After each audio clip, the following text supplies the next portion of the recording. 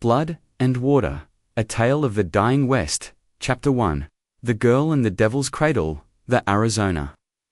Sun didn't just burn it, accused every rock, every twisted mesquite branch, seemed to point fingers at those foolish enough to stand beneath it. Marcus Webb had been riding fence lines for 3 hours when he saw her.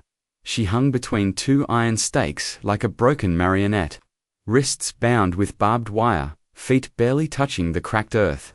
Her dress, once white, now rust-red with dried blood, moved slightly in the scorching wind. Buzzards circled overhead, patient as undertakers. Marcus was 52 years old enough to know that in the New Mexico territory, stumbling upon someone else's cruelty was an invitation to share their fate. The smart move was to turn his horse around, ride back to his failing ranch, and pretend the desert kept its secrets.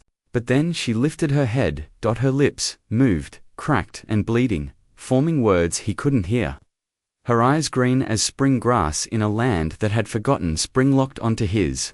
Water, she whispered, the word escaping like her last prayer. Please, water. Marcus Webb had spent 15 years running from who he used to be. 15 years trying to forget the ranger's badge he'd thrown in the Rio Grande. The men he'd killed, the justice he'd abandoned when it became too heavy to carry. He looked at the girl, then at the horizon, then at his canteen. Damn it, he muttered, and climbed off his horse. Chapter 2. The Devil's Daughter. Her name was Sarah Duchamp, and she shouldn't have existed. In a territory where women were either homesteaders' wives or saloon girls, Sarah was neither. French father, Apache mother, both dead now. She wore men's boots and could read Latin. The ranch hands who'd strung her up had called her the Devil's Daughter. Right before they'd demanded she sign over her land, Marcus cut her down with his hunting knife, catching her before she hit the ground. She weighed nothing, all bone and fury. How long? He asked, pressing his canteen to her lips. 2 days, she coughed, water running down her chin. Maybe 3. Hard to count sunrises when you're watching them upside down.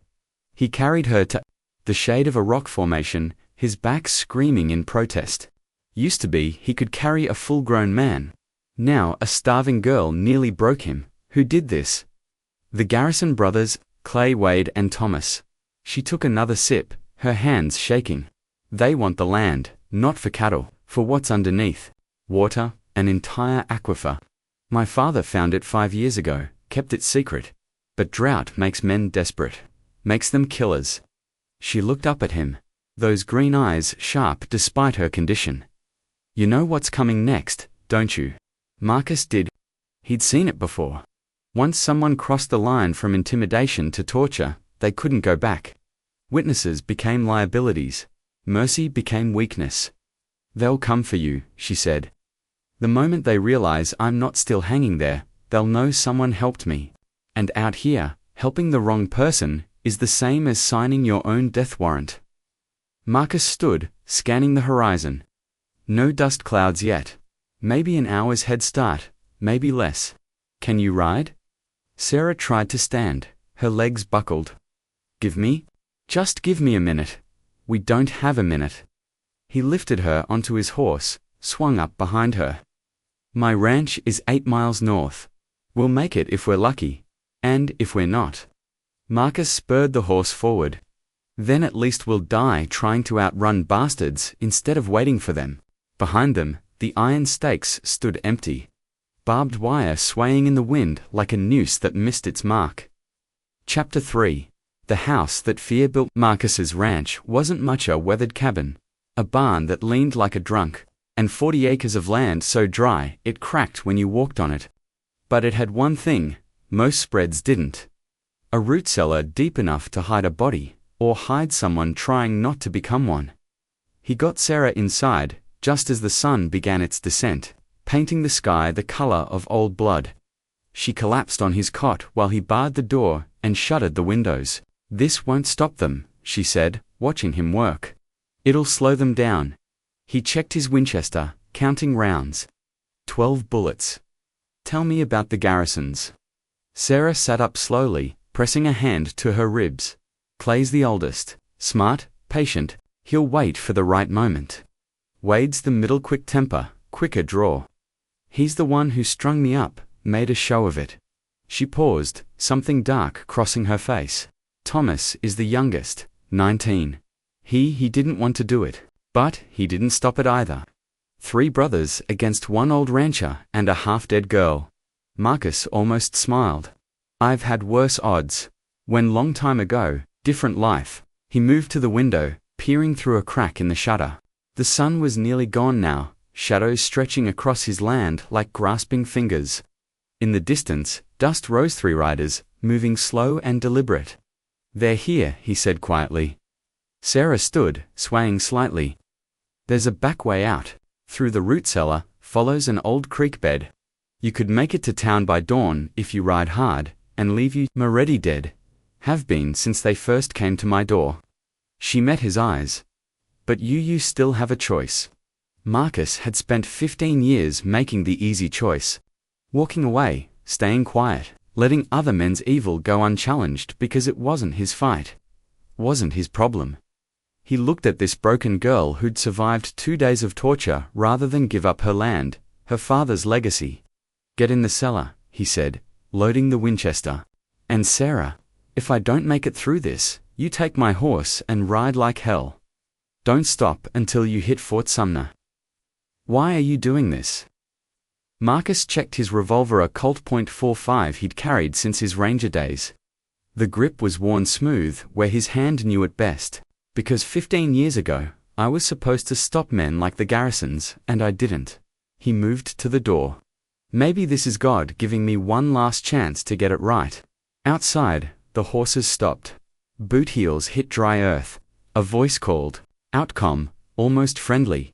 Marcus Webb. We know you're in there. We know you got something that belongs to us.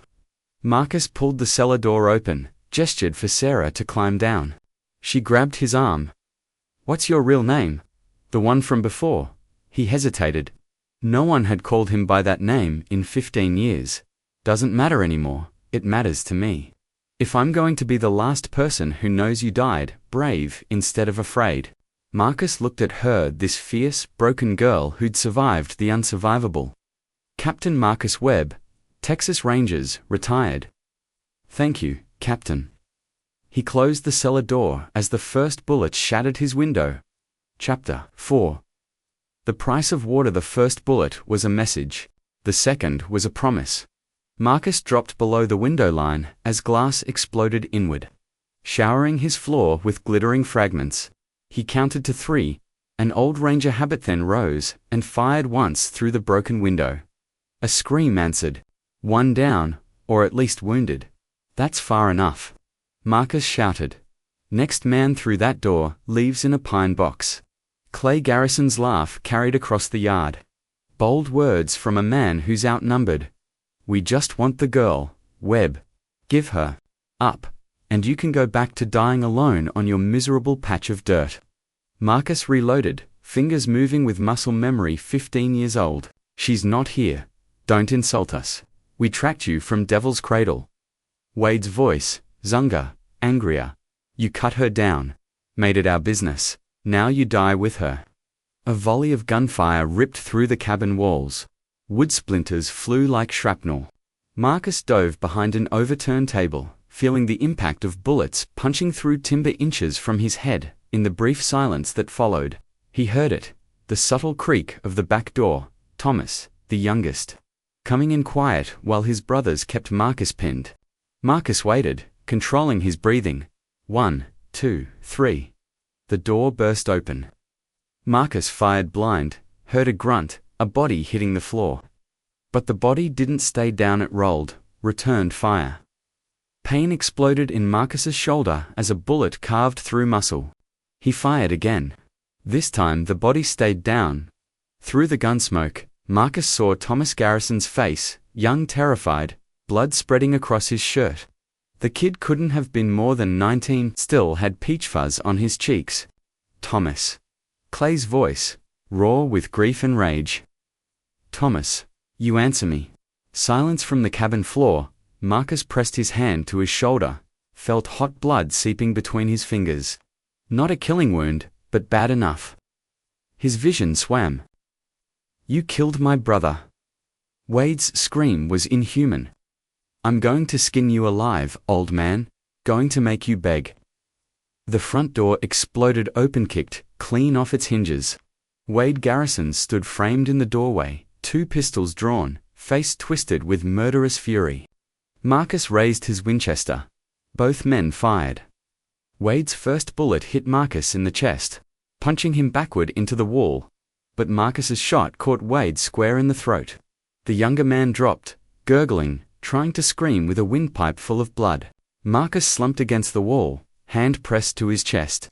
His fingers came away red. Lot of red, too much red. The shooting stopped.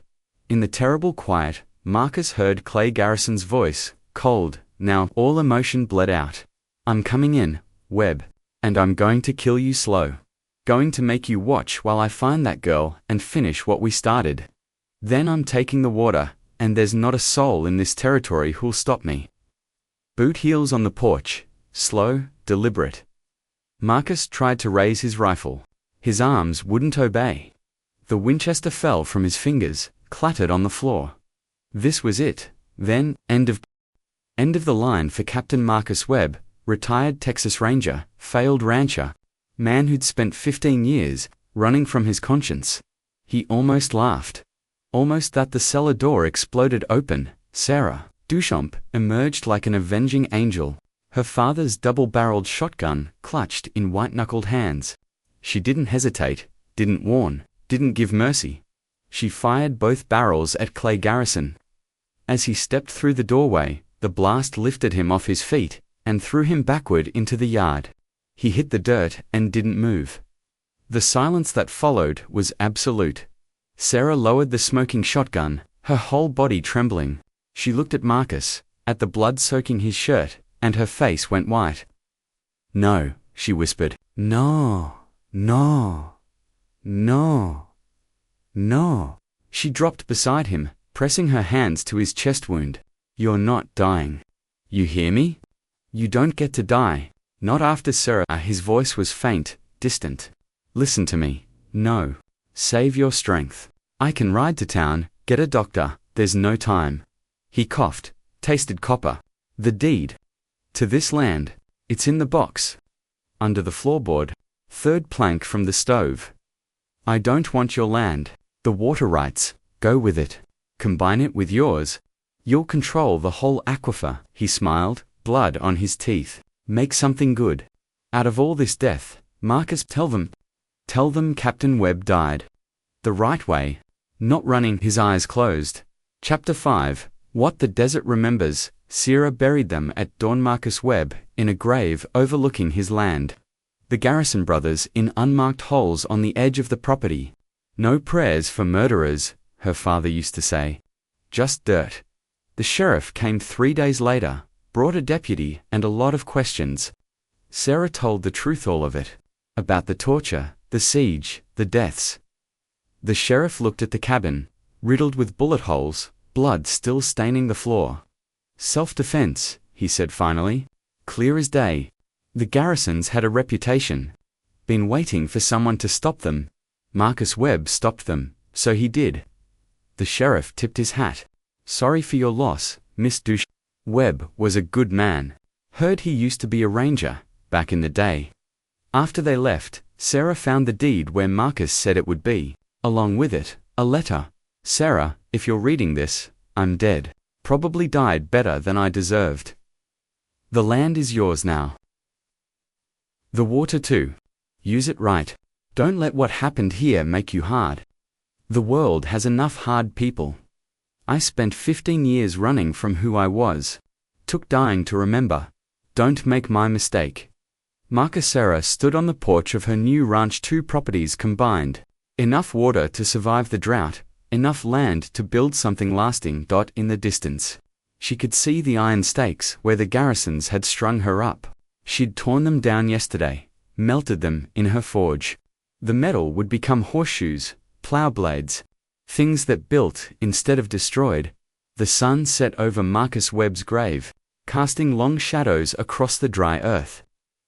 Thank you, Captain, Sarah whispered to the wind, for remembering who you were, for showing me who I could be. In the dying light, the land looked almost beautiful, almost forgiving, and beneath her feet, the water flowed patient, eternal, waiting for someone brave enough to protect it. Epilogue. The legend 20 years later. Old-timers in New Mexico still told the story of Marcus Webb's last stand. How a retired ranger took on 3 killers to save a girl he didn't know. How she survived, prospered, turned blood-soaked land into the most successful ranch in the territory. They said Sarah Duchamp, never married, said she kept Marcus's ranger badge on her mantle, polished it every Sunday. Said she taught her ranch hands that there were 2 kinds of men in the West: those who ran from trouble, and those who stood their ground when innocent people needed protecting. The old way, the ranger way. And on certain desert nights, when the wind blew just right across the graves, you could almost hear Marcus Webb's voice: stand your ground, do what's right, and if you're going to die, die brave. That was the law in the dying West.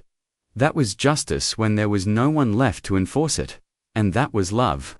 Not the romantic kind, but the kind that makes a broken man remember his honor, and a tortured girl find her strength. The desert remembers. It always remembers